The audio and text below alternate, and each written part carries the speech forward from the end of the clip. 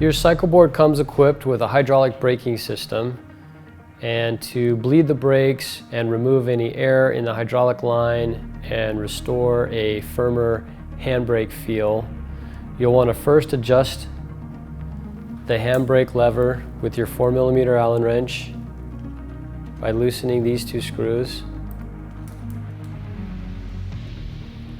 and adjust your handbrake lever into the lowest position possible. Tighten it up so it stays there.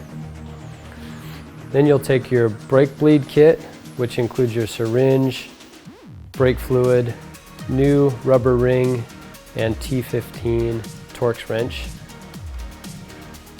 You'll loosen your top screw.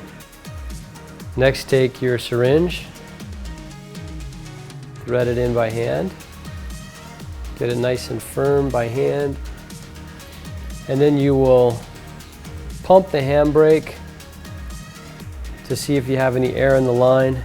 And once you get all the air out of the line, you're pumping in, no more air is coming back. You've got a nice firm brake feel, a good 2-finger distance between your handbrake lever and the hand grip.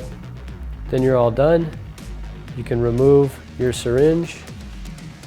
If your rubber ring was damaged at all, you can replace it with the new one from your kit and put your screw back in.